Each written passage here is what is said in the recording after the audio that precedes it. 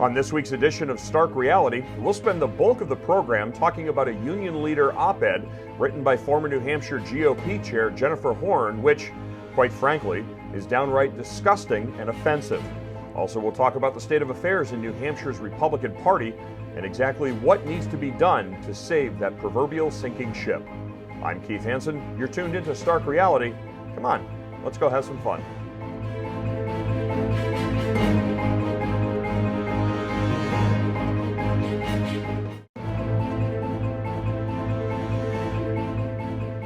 Welcome back to Stark Reality. I'm Keith Hanson.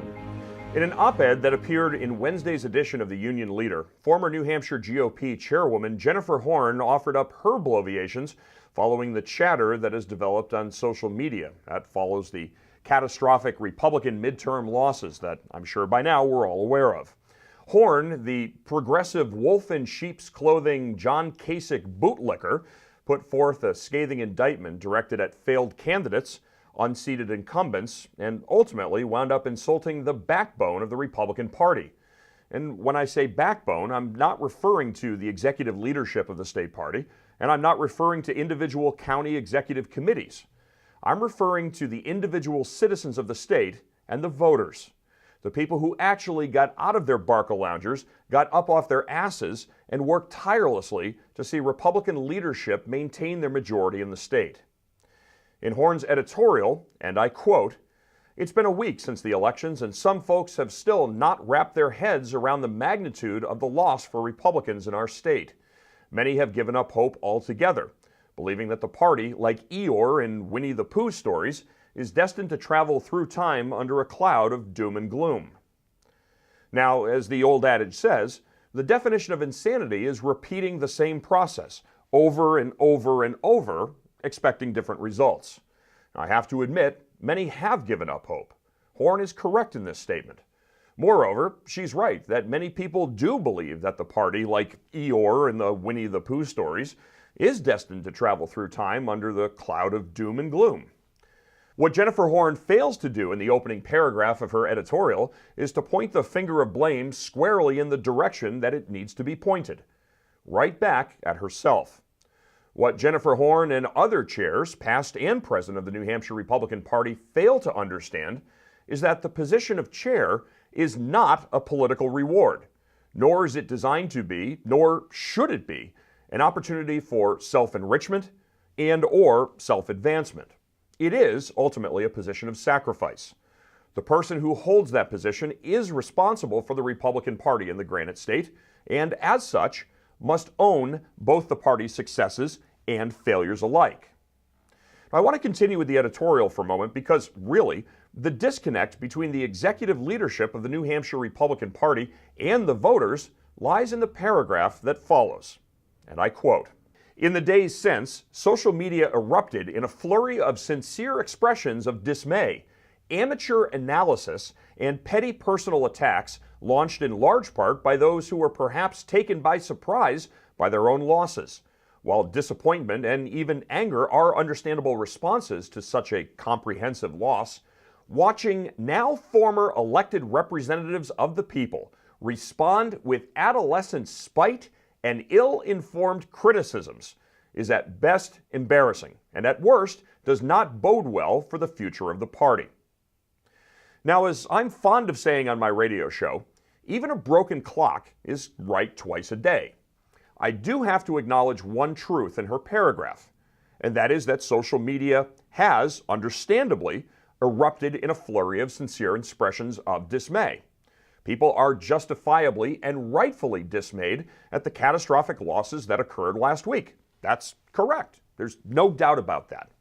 However, the self-aggrandizing hubris that is displayed in the remainder of her sentence is truly disgusting, it's reprehensible, and more importantly, it is inexcusable. Quote, "Amateur analysis and petty personal attacks launched in part by those who were perhaps taken by surprise by their own losses."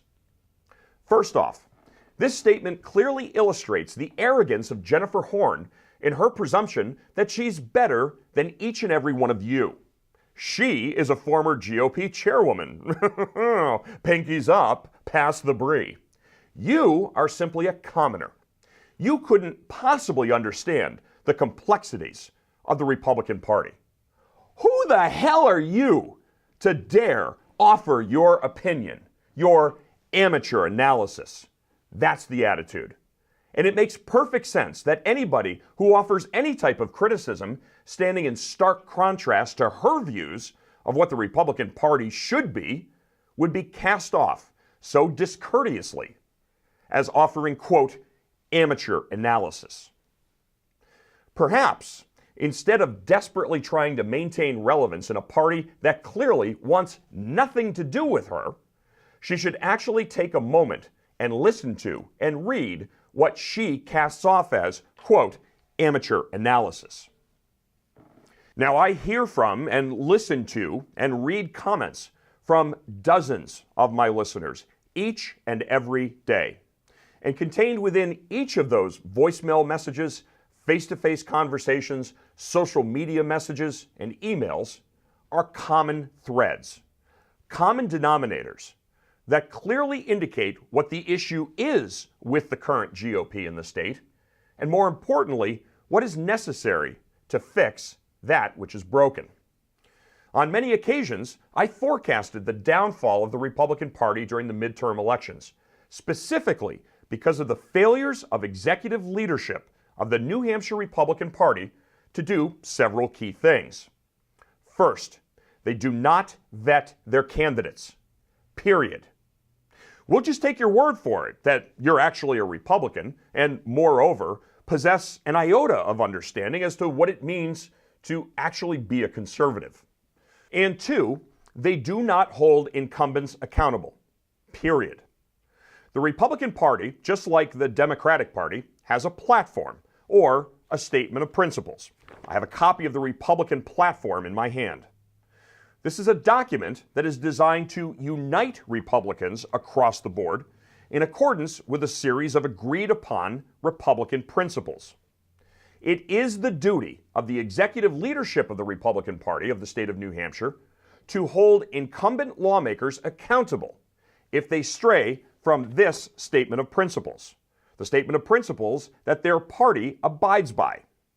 And further, if an incumbent lawmaker in the House or the Senate breaches what is tantamount to a contract with the voters of their district by not showing up to vote or by voting against principles outlined in the party platform, then that incumbent lawmaker should be held accountable by the majority leader or, now, as a consequence of the Republican Party's failures, the minority leader.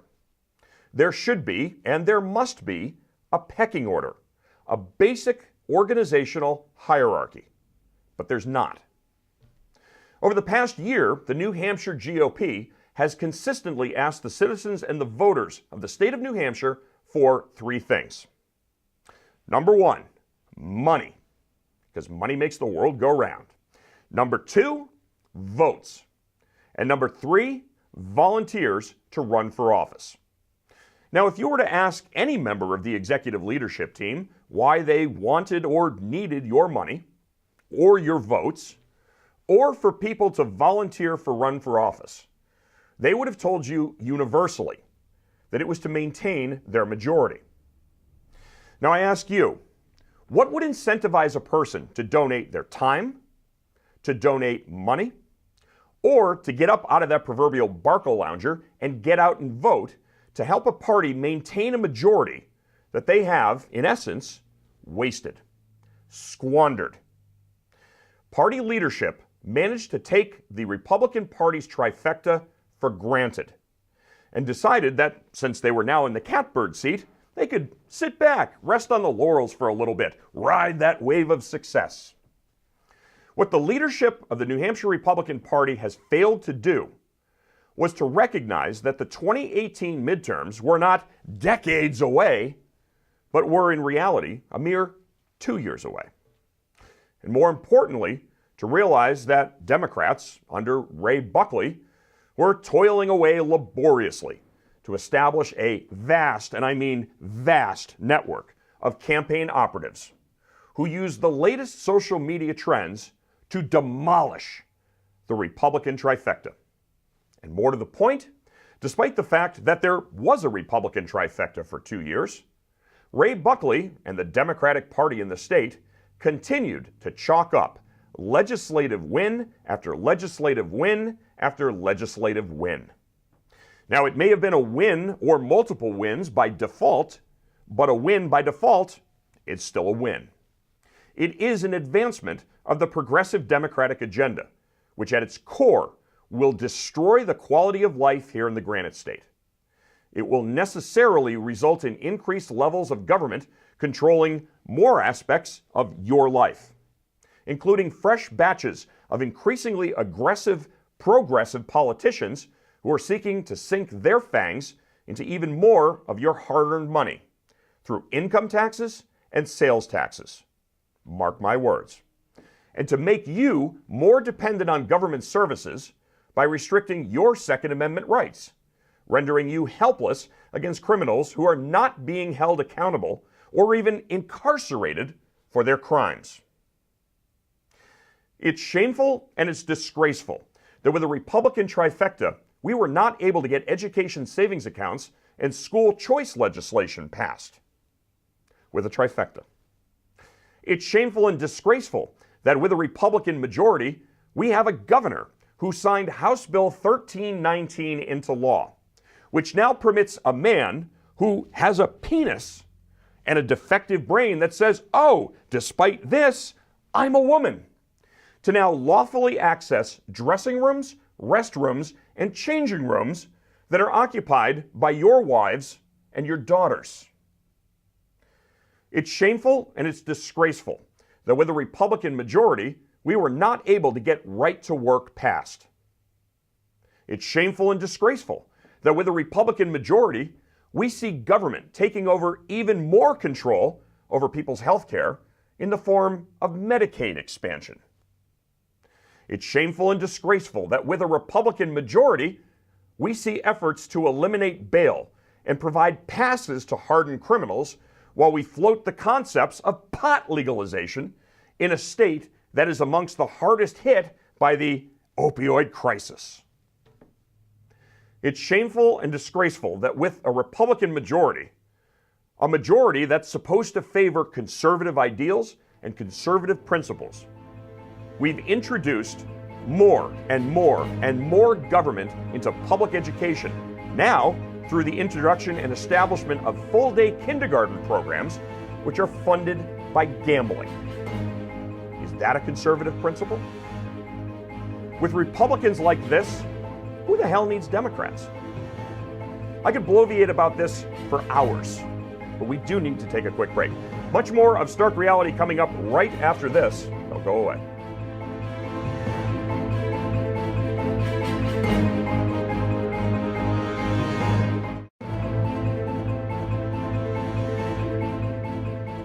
Welcome back to Stark Reality. I'm Keith Hanson. I'm going to go off script here and off teleprompter for a little bit. Now, normally, I don't script anything that appears on my radio show. If you listen to my radio show, it's 4 hours of extemporaneous, spontaneous radio each and every day. I do use a script and I do use a teleprompter when I do this program because I have to be able to compartmentalize a lot of thoughts down into a specific period of time. But I have to go off script for a minute. I want to talk specifically about one aspect of Jennifer Horn's editorial that I find especially reprehensible. And I need to read this to you. Quote, "While disappointment and even anger are understandable responses to such a comprehensive loss, watching now former elected representatives of the people respond with adolescent spite and ill-informed criticisms is embarrassing at best." Now, let me translate that because Jennifer Horn, keep in mind, is a progressive. She may have been the Republican Party chair, but she is a progressive at heart.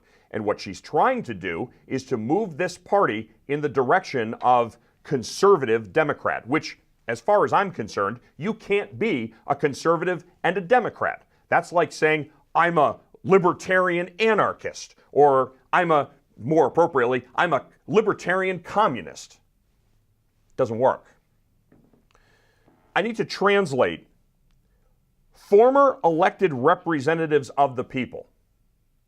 When she writes former elected representatives of the people, She's referring to incumbents who were unseated because they received zero support from the New Hampshire Republican Party.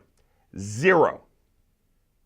How much money has the New Hampshire Republican Party spent to see that conservative candidates were elected? More specifically, how much money has the New Hampshire Republican Party spent to make sure that incumbent conservatives weren't unseated? And I'll use Victoria Sullivan, state representative, as an example. Victoria, one of the strongest conservative women in the state house, has been unseated by a guy with a brass nose ring that makes ceramic dildos.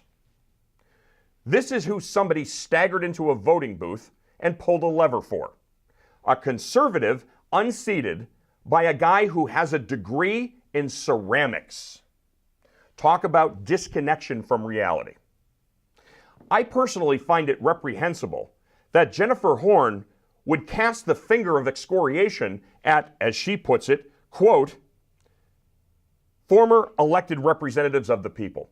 These are people that were unseated through the efforts of the Democratic Party because of a Republican Party that doesn't give a rat's ass about maintaining their majority. Period.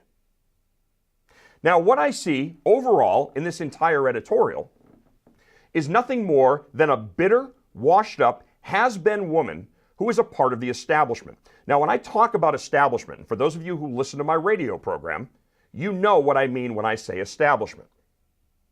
An establishment person, think about people like, John Kasich. Think about the politicians that never go away. Think about a politician that you wish would just go away, but they don't. They don't because they need to maintain relevance at all times. The worst thing that they can ever have happen is for them to become irrelevant. By being irrelevant, they don't have a seat at the big boy table. More importantly, they're not able to earn a paycheck for themselves and to take care of their posterity. The establishment, whether it's an establishment Republican or an establishment Democrat, represents the worst of Klingon politicians. Jennifer Horn is a washed-up, has-been, ex-New Hampshire State Party chair who is desperate for relevance and desperate for a paycheck by pandering to quasi-milquetoast Republicans like John Kasich, who, mark my words, is going to wind up in a position as national campaign manager or national assistant campaign manager for John Kasich, and people like Bill Kristol, who advertise themselves as Republicans, who advertise themselves as conservatives, but take money from left-wing anti-Trump organizations. This editorial is a slap in the face, not only to the people who work in Concord, in the State House, as state reps, as state senators, but it is also a direct kick in the teeth to you, the people who gave up your time, your weekends, to campaign, to go out and door knock, to stand at the polls and hold up signs, to try to see that your state representatives and your state senators get reelected. And where was the NHGOP during the Steve Negrin and McLean Custer debate? Was there a single representative of the New Hampshire Republican Party at that WMUR debate? No. Where were they? They had 6 tickets. 6. And those 6 tickets were reintroduced back into the pool, given to whoever wants them, because the New Hampshire Republican Party felt it more appropriate to go to an event with Chris Christie, rather than show support for Steve Negrin, an eminently qualified candidate who stood a legitimate chance of unseating Ann McLean Custer and at least returning some degree of sense to Capitol Hill. It's gone. It doesn't matter in a sinking ship who is the captain. We use the example of the Titanic. The Titanic is sinking. Had Captain Smith appointed Bruce Ismay to be captain, and then Bruce Ismay taps John Jacob Astor to be captain, it doesn't matter. A sinking ship is a sinking ship. You have to have the intelligence to realize we need to get the passengers and the cargo off this ship, and get it onto something that is seaworthy. We have one last opportunity to save the Republican Party. Join me and help me, and together we'll do it. We'll be right back after this.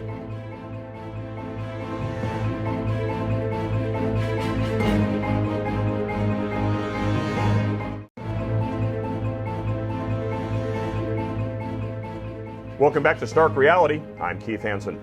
In the mailbag this week, Carol in Newport, New Hampshire writes, quote, Keith, I'm so happy that your show transitioned from a Vermont-focused program to a New Hampshire point of view. Your type of conservatism is exactly what we need in this state. Carol, first I'd like to thank you for sharing your thoughts, and I'd also like to agree with you, which is exactly why I pushed to have this show become Granite State-centric. John in Concord writes, quote, Keith, just when I thought I'd seen it all, I tuned into YCN and saw your new show. And I have to admit, I do mean that in a good way. Your show is a breath of fresh air, and your conversation last week with Ed nailed, pun intended, the issue of voter fraud directly and squarely. I hope the important people in Concord were watching and took notice. John, again, I'd like to thank you for your letter as well. And just a reminder that if they're not tuned in Concord yet, trust me when I say, I'll make a loud enough noise that sooner or later, they'll have no choice but to sit up and take notice. And if you'd like to share your thoughts and opinions with me, be sure to email me, khanson@ycnnow.com. That's khanson@ycnnow.com. Be sure to include your first name and the town that you live in as well. Also be sure to follow me on Twitter @RealKeithHanson. That's @RealKeithHanson on Twitter. That's going to do it for this week's edition of Stark Reality. I am your host, Keith Hanson. Thanks for tuning in. Be sure to catch us next week. Don't forget, you can always catch the program on demand by visiting ycnnow.com. That's ycnnow.com. Have a great week, everybody. Talk to you next.